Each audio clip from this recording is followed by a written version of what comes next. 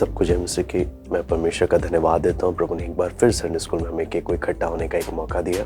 आइए हम प्रार्थना करते हैं, प्रार्थना करके हम संडे स्कूल शुरू करते हैं। स्वर्गीय पिता प्रभु जी, हम आपको धन्यवाद देते हैं प्रभु, एक बार फिर अपने चरणों में प्रभु हम प्रत्येक को आप लेकर आए पिता।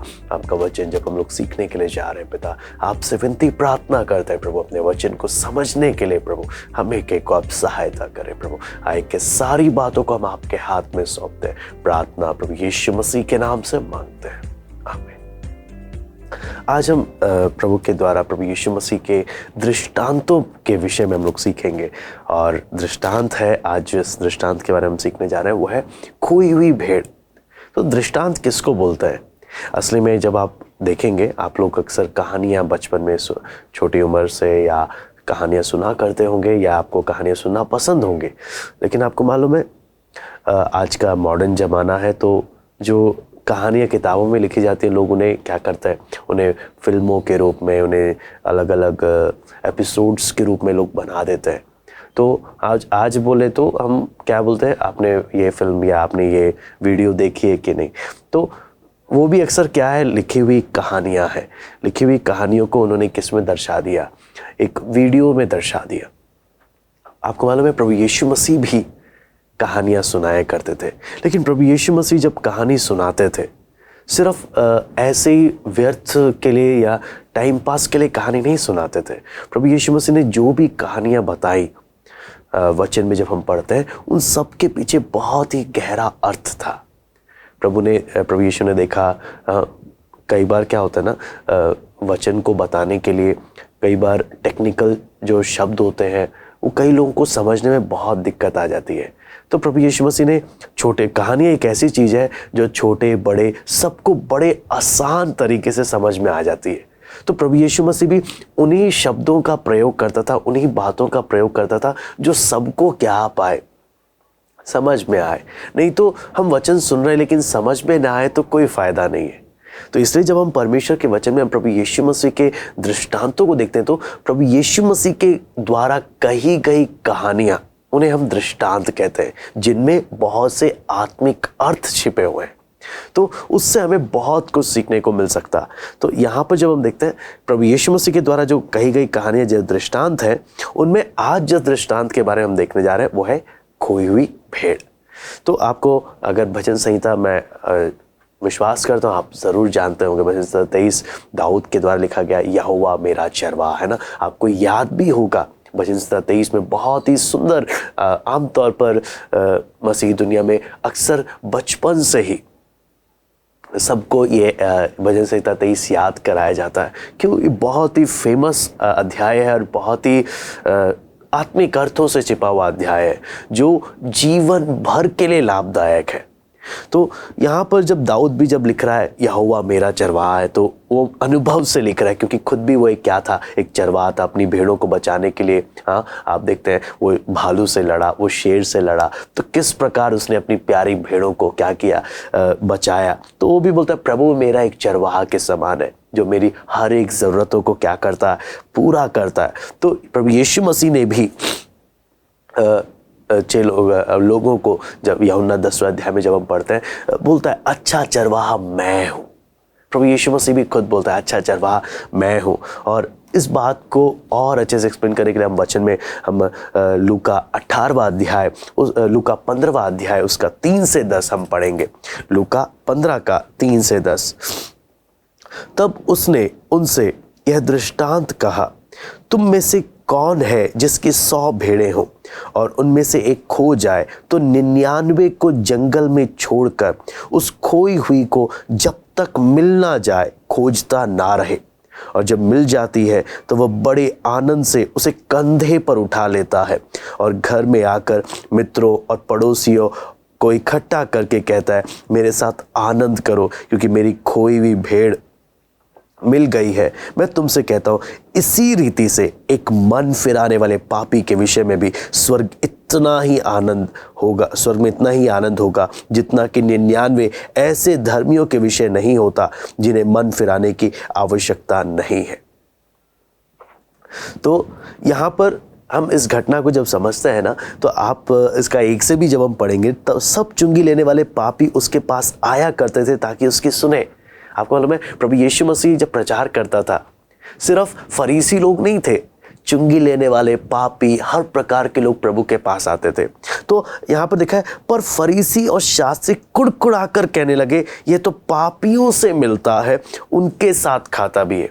आपको मालूम है, तो इसलिए प्रभु यीशु मसीह ये दृष्टांत कह रहा है। अगर हम इस वचन को उसके कॉन्टेक्स्ट के साथ, उसके संदर्भ के साथ अगर हम देखें तो, कि प्रभु यीशु मसीह पापी लोग आते थे, चुंगी लेने वाले आते थे, हाँ, तो प्रभु यीशु मसीह उनके साथ खा रहा है, उनके साथ बातें करता है उनके साथ। तो इस पे क्या करने लगे, फरीसी लोग कुड़कुड़ाने लगे, अरे ये तो कैसा व्यक्ति, कैसा गुरु है, ये कैसा प्रभु है जो पापियों के साथ खाता पी रहा है, उनके पापी लोगों से मिलता रहता है। हाँ, आपको मालूम है कई बार प्रभु में आने के बाद भी ना कई लोग क्या करते हैं, मैं इन लोगों से नहीं मिलूंगा, मैं इनसे बातें नहीं करूंगा, मैं उनसे दूर रहूंगा, मैं अच्छा हूं। हम ऐसी एक गलत भावना हमारे मन में आ जाती है। आपने समझना है, आप और मैं अपने कारण अच्छे नहीं है। वचन में लिखा है, हम वचन में जब हम समझते हैं ना परमेश्वर के वचन को, हमें एक बात समझने को मिलता है, मुझ में कोई भली वस्तु वास नहीं करती। हम आज जो भी है प्रभु के अनुग्रह के द्वारा आप और मैं बचाए गए। हम में अपना कोई खूबी के कारण, हमारी भलाइयों के कारण, हमारी अच्छाई के कारण हम बचे नहीं हैं। हम प्रभु के साथ इसलिए नहीं चल रहे क्योंकि हम अच्छे हैं। हाँ, कई बार एक गलत फहमी रहती है। हम लोग दूसरे लोगों को जब नीचा देखते हैं ना, दूसरे लोगों को जब हम तुच्छ समझते हैं, तो हमारे अंदर एक गलत फहमी रहती है कि हम अच्छे हैं।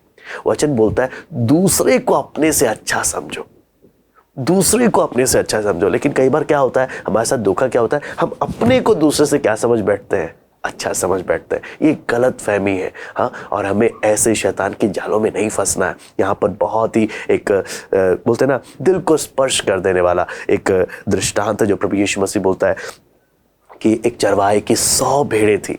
हाँ, 100 भेड़ों को वो क्या करता था, चराने के लिए ले जाता था, मैदान में, पहाड़ पर, हाँ, अलग अलग हरी हरी जगहों में, अलग अलग जगहों में जाकर क्या करता था, चराने के लिए लेकर जाता था। लेकिन यहाँ पर जब हम देखते हैं, उनमें हो सकता है जब हम वचन में देखते हैं, जब भेड़ जब होती है तो सिर्फ भेड़ों में क्या है, नर भेड़ है, मादा भेड़ है, मेमने है ना, सब प्रकार की भेड़ें हैं।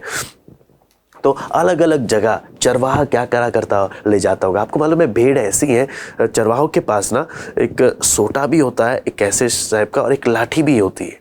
हाँ, लाठी इसलिए नहीं होती कि भेड़ों को मारे।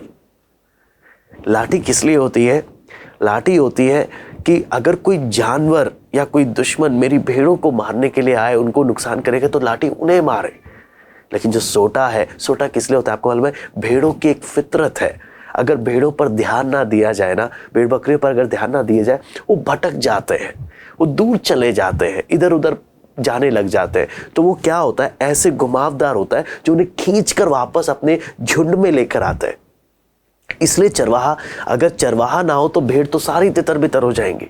इसलिए चरवाहा जब रहता है तो भेड़ों को खींचकर अपने संग लाइन में रखता है और अपने साथ लेकर जाता है। तो चरवाहा लेकर जाता है, और चरवाहा और भेड़ों में एक बहुत ही गहरा संबंध होता है। हाँ, चरवाहा अपने भेड़ों को बहुत ही क्या बोलते हैं ना, एक नजदीकी से जानता है।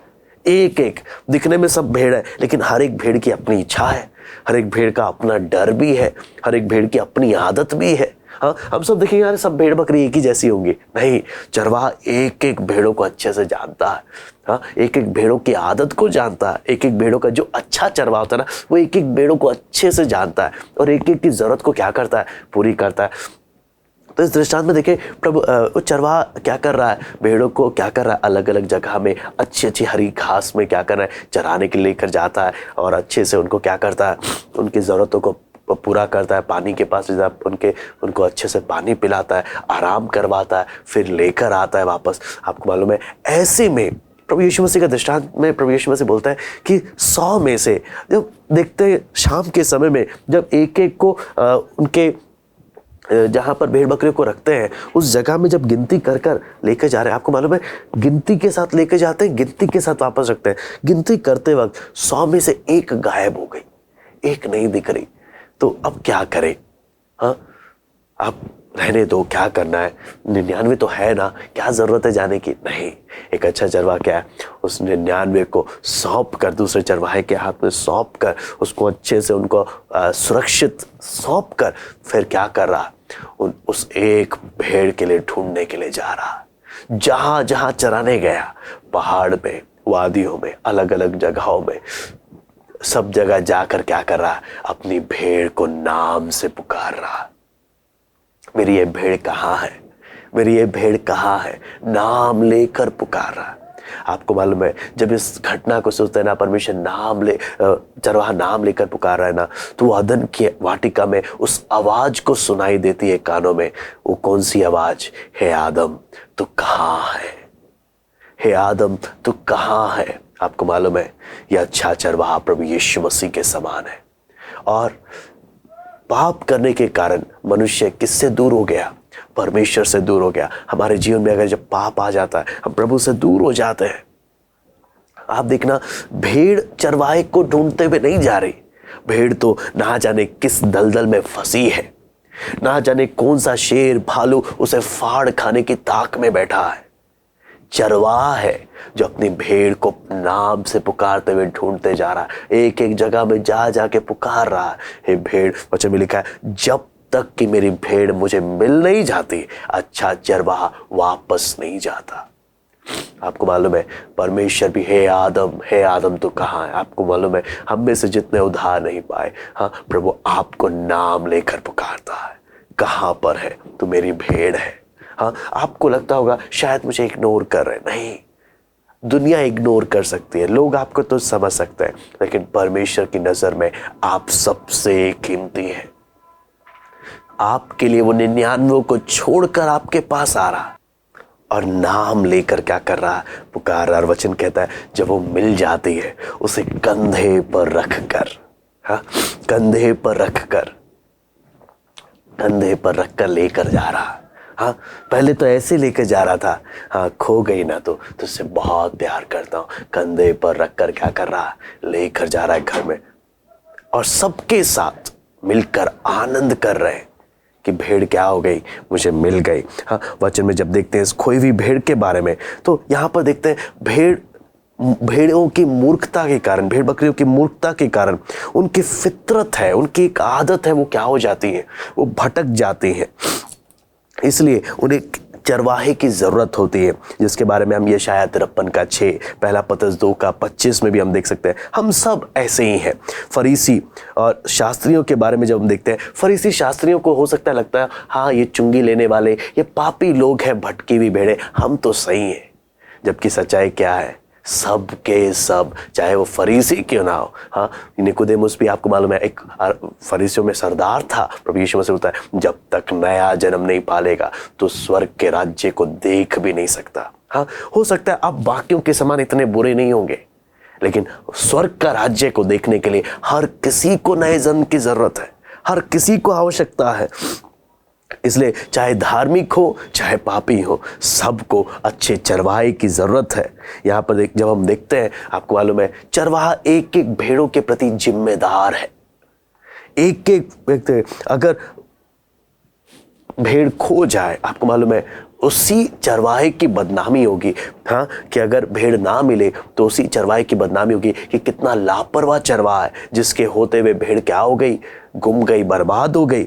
इसलिए चरवाहा बहुत ध्यान रखता है। यहाँ पर जब 99 को जब छोड़कर जा रहा है चरवाहा, इसका ये अर्थ नहीं कि वो 99 उसके लिए इंपॉर्टेंट नहीं है, बल्कि यहाँ पर है जो खोई हुई भेड़ जो खतरे में है, उसको बचाने के लिए वो क्या कर रहा है? जा रहा है। जिससे हम क्या देख सकते हैं, उस चरवाहे के लिए एक एक भेड़ बहुत इंपॉर्टेंट। आपको मालूम है, हो सकता है लोगों की नजर में आप इंपॉर्टेंट ना हो, लेकिन परमेश्वर की नजर में आप इंपॉर्टेंट है। दुनिया इग्नोर कर सकते, लेकिन वो आपको इग्नोर नहीं कर सकता, वो आपको अनदेखा नहीं करता। आप उसके लिए उतने ही कीमती हैं और वो आपसे अधिक प्रेम करता है। यहाँ पर जब हम देखते हैं प्रभु परमेश्वर क्या वचन क्या बोलता है कि चरवाहे ने आकर आनंद बनाया। आपको मालूम है, जब खोई हुई भेड़ जब मिल जाती है, चरवाहा कितना आनंदित होता है।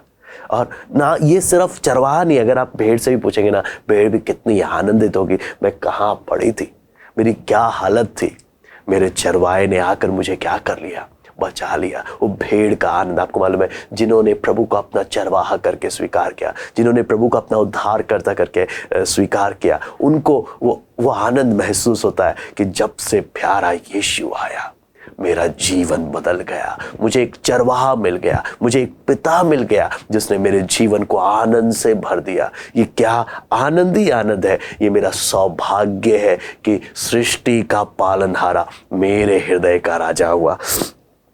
आगे जब हम देखते हैं परमेश्वर के वचन में, तो पूरा वचन बोलता है पूरा स्वर्ग, हाँ यहाँ पे लिखा है, इसी रीति से मैं तुमसे कहता हूं कि एक मन फिराने वाले पापी के विषय में परमेश्वर के स्वर्गदूतों के सामने आनंद होता है।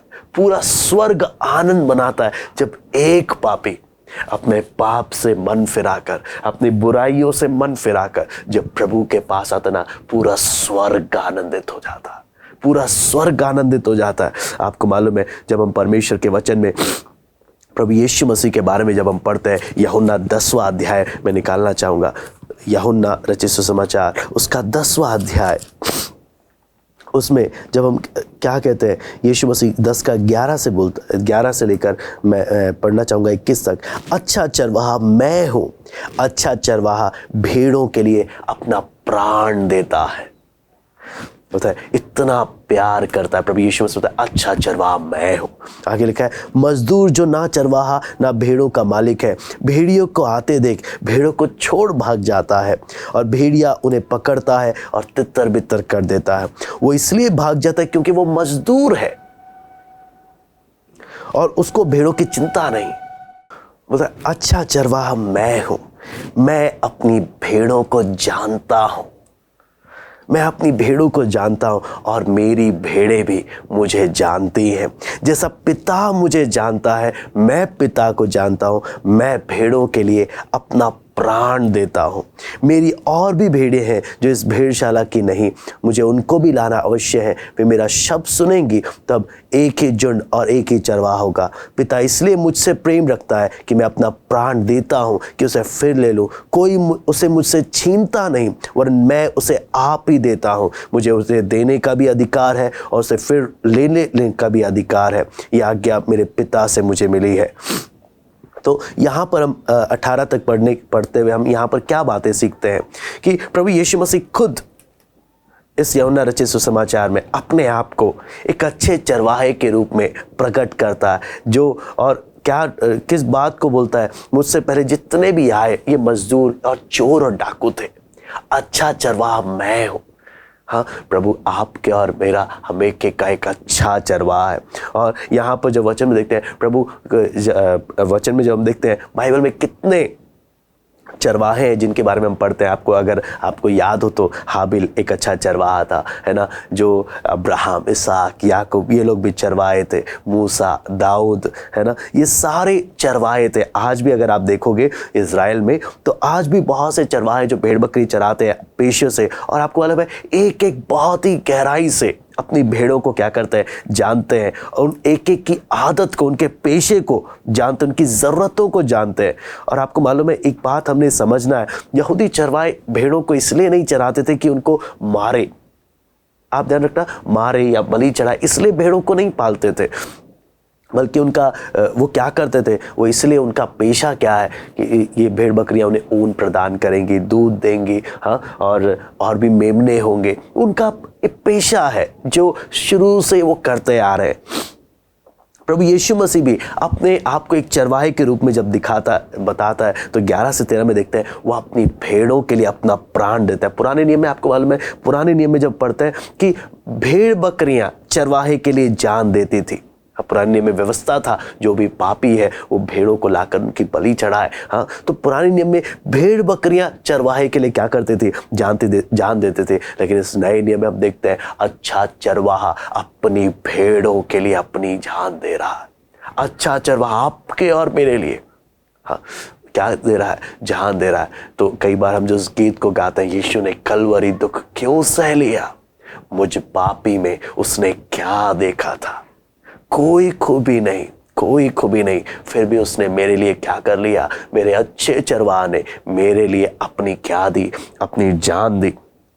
यहाँ पर जब हम देखते हैं प्रभु यीशु मसीह के वचन में बार बार उसके प्रचार में हम देखते हैं यीशु मसीह बार बार अपनी मौत के विषय में बोलता है, मैं अपनी भेड़ों के लिए क्या दूंगा, जान दूंगा। आप ध्यान रखना, प्रभु यीशु मसीह शहीदों की तरह नहीं मरा या लोगों ने उसे जान से नहीं मारा, बल्कि उसने अपनी इच्छा से अपनी इच्छा से अपनी भेड़ों के लिए वो क्या कर रहा, जान दे रहा। वचन में जब हम देखते हैं भेड़ का अर्थ सिर्फ ये नहीं कि सिर्फ अपनों के लिए, वचन में जब हम पढ़ते हैं उसने पूरे इज़राइल देश के लिए, उसने समस्त संसार के लिए हाँ अपनी क्या दी, जान दी। प्रभु यीशु मसीह का बलिदान समस्त संसार को छुटकारा देने के लिए सामर्थ्यवान है, लेकिन उन्हीं में प्रभावशाली है जो उस पर विश्वास करते हैं। सबका छुटकारा करने के लिए उसने अपनी जान दी, लेकिन उन्हीं में प्रभावशाली है जो उस पर क्या करते हैं, विश्वास करते हैं। यदि आप विश्वास करते हैं वो आपका उद्धार करेगा, लेकिन जो विश्वास नहीं करता उनमें प्रभु यीशु मसीह का बलिदान प्रभावशाली नहीं है, क्योंकि उन्होंने अपनी इच्छा से उसके बलिदान को अपने लिए ठुकरा दिया। इसलिए वचन में जब हम आगे देखते हैं प्रभु यीशु मसीह जो बताता है कि मजदूर के साथ अपनी तुलना करता है कि मजदूर तो क्या है, उसको सैलरी मिल रही है इसलिए वो कर रहा है, अगर भेड़ी आएंगे वो क्या हो जाएगा, छोड़ कर चला जाएगा। लेकिन प्रभु यीशु मसीह ने अपनी जान देकर मोल लिया। आपको मालूम है आप और मैं, हम एक के लिए प्रभु ने क्रूस पर अपनी जान दी। इसलिए बोलता है तुम दाम देकर मोल लिए गए हो। दाम देकर, दाम कौन सा, सोना चांदी नहीं, अपनी जान देकर, अपना लहू बहाकर उसने आपको और मुझे क्या किया है, मोल लिया। बेशक भेड़ बकरियों की फितरत है, वो भटक जाते हैं, इसलिए चरवाहा उनका क्या करता है, ध्यान रखता है। हाँ, वचन में हम पूरी जगह में देखते हैं कि आप समझना कि यहाँ पर हम भेड़ बकरी शुद्ध जानवर है, यहाँ पर ये सुअरों और कुत्तों के समान नहीं है। भेड़ बकरी, ध्यान रखना, भेड़ बकरी में फर्क है। हाँ, ये सुअर और कुत्ते नहीं है जो अशुद्धता की ओर जाते हैं, ये शुद्ध जानवर है जिसके विषय में हम आत्मिक अर्थ में 2 पतरस 2 का 20 से 22 में देख सकते हैं। लेकिन एक बात और हम इसमें पढ़ते हैं, ये डिफेंसलेस है, ये अपना बचाव नहीं कर सकते। हाँ, जब दुश्मन हमला करे अपना बचाव नहीं कर सकते, इसलिए इनको चरवाहे की जरूरत है जो उनके पक्ष में, जो उनको बचाए, उनको खिलाए, उनकी जरूरतों को क्या करे, पूरा करे। तो इसलिए जब हम वचन में जब हम पढ़ते हैं प्रभु यीशु मसीह अपने विषय में क्या बोलता है, आपको मालूम है फरीसी लोग उस समय में जब हम मंदिर की स्थिति को देखते हैं, फरीसी लोग क्या करते थे, भिखारियों को और जो लंगड़े हैं इन लोगों को क्या करते थे, आराधनालय में प्रवेश करने नहीं देते थे, उन्हें समाज से बहिष्कृत किया हुआ होता था। लेकिन प्रभु यीशु मसीह क्या बोलता है, मैं सबके लिए आया हूँ।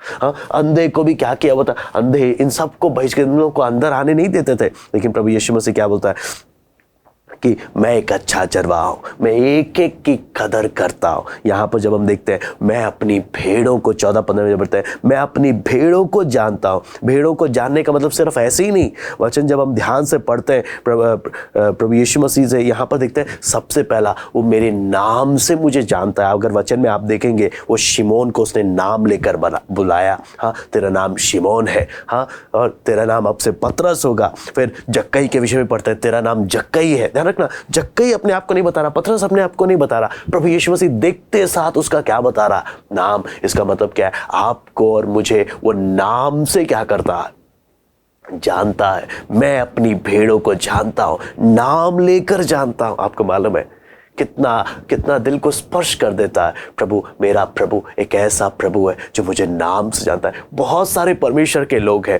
लेकिन परमेश्वर के लोगों की बड़ी भीड़ में प्रभु ने मुझे अनदेखा नहीं किया, वो मुझे नाम से जानता है। हाँ, वचन में हम पढ़ते हैं एक एक के नाम से। हाँ, उसने क्या किया, मरियम मगदलीनी को जी उठने के बाद, हाँ मरियम मगदलीनी को जब बुलाता है, हे मरियम, वो तुरंत मुड़ के बोलते हैं हे रब्बी। वो पहचान लेती है अपने स्वामी को, अपने प्रभु को, अपने चरवाहा को।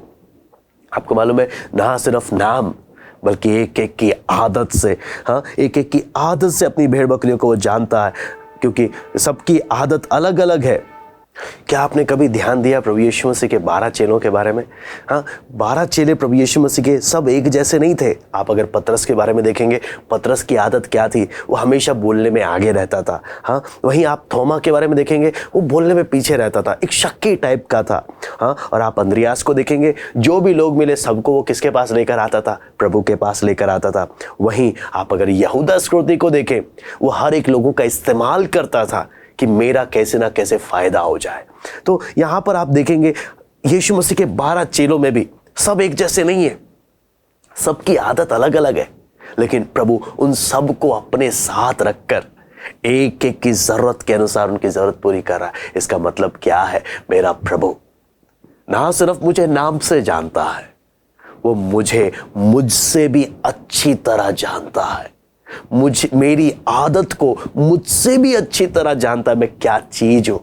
हाँ, आपको, मुझे, हम एक के को, आप सोच रहे हैं कितना बड़ा एक सौभाग्य है। एक प्रभु मेरा चरवाहा है, वो यीशु एक अच्छा चरवाहा मेरे लिए उसने जान दिया, दाम देकर उसने मोल लिया, मुझे नाम से बुलाता है। नंबर तीसरा, मेरी आदत को भी क्या करता है? बहुत अच्छे से जानता है। इसे जब भजन संहिता 23 जब हम पढ़ते हैं ना, यहोवा मेरा चरवाहा है, मुझे किसी बात की घटी नहीं। वो यहोवा अच्छा चरवाहा है, वो मेरा चरवाहा है। हाँ, इसलिए वचन में जब हम उस आशीष बोलते हैं, मैं यहोवा के धाम में सदा सर्वदा उपवास करता रहूंगा, मैं हमेशा अपने चरवाहे के संग रहूंगा। यहोवा मेरा है, चरवाहा है, यहोवा अच्छा चरवाहा है। लेकिन सवाल ये है, क्या वो प्रभु यीशु, क्या वो आपका चरवाहा है या नहीं? मैं अपने व्यक्तिगत जीवन के अनुभव से मैं महसूस करता हूं, वो मेरा चरवाहा है, मुझे किसी वस्तु की घटी नहीं। मेरी हर एक आवश्यकताओं को, शारीरिक, मानसिक, आत्मिक, सामाजिक, हर एक आवश्यकताओं को पूरा करने में वफादार है। कितनी बार जब भटक जाते हैं, वो खींच कर वापस ले आता है। कितनी बार कितनी मुसीबतों से बचाता है, कितने अद्भुत काम उसके जीवन के, उसके किए गए अपने जीवन में अनुभव करते हैं। कितने सौभाग्यशाली वो मेरा चरवाहा है। लेकिन सवाल ये है कि क्या वो आपका चरवाहा है? यदि नहीं, तो बहुत जरूरी है कि आप अपने उस चरवाहे को पहचान लें। क्यों? वो अपनी भेड़ों को जानता है और उसकी भेड़ें भी अपने चरवाहे की आवाज को क्या करती हैं? पहचानती हैं। क्या आप अपने चरवाहे को पहचानते हैं? वो अच्छा चरवाहा है, आपके मेरे लिए अपनी जान दी। वो ऐसा नहीं जिसकी नजर में आपकी कोई वैल्यू नहीं। आप एक ही क्यों ना हो, वो सबको छोड़कर वो आपके लिए आ रहा। क्या आप अपने उस चरवाहे को पहचानते हैं? यदि हाँ, तो बहुत सौभाग्यशाली है। यदि नहीं, एक अवसर है आज भी प्रार्थना करने का, हे प्रभु, मैं तुझे अपना उद्धार करता प्रभु करके ग्रहण करता हूं। मैं पाप के दलदल में फंसा हूं, मैं तेरी आवाज को सुनता हूं जो मुझे नाम लेकर बुलाती है। तू कहाँ है? तब मेरे दिल की पुकार है, हे प्रभु, मैं पापी यहां हूं, मैं पापी यहां हूं, तुम मुझ पर दया कर। बहुत ही करीब संबंध है। आपको मालूम है, आप और मैं प्रभु के उतने ही करीब आते हैं जितना आप और मैं चाहते हैं। अगर आप चाहते हैं प्रभु के पास आना, कोई आपको रोक नहीं सकता। आइए हम प्रार्थना करते हैं। स्वर्गीय पिता प्रभु जी, हम आज के सुंदर वचन के लिए आपको धन्यवाद देते हैं प्रभु। इस सुंदर दृष्टांत के लिए प्रभु, आपने 99 को छोड़कर प्रभु, हम नालायक को, हम एक जो नालायक थे, अलग अलग खाई में, अलग अलग पाप के दलदल में जब पड़े थे, आप नाम लेकर पुकारते हुए आए और आपने हमें वहां से छुड़ाया। प्रभु धन्यवाद देते हैं आपकी भलाइयों के लिए प्रभु। एक एक से इस वचन के द्वारा बातें कर प्रभु, इस वचन को समझने के लिए प्रभु एक एक की आप सहायता करें। धन्यवाद देते हैं आज की संगति के लिए। सब बातों को हम आपके हाथ में सौंपते हैं। सारा आदर महिमा केवल हम आपको देते हैं। प्रार्थना प्रभु यीशु मसीह के नाम से मांगते हैं, आमीन। प्रभु आप सबको आशीष दें।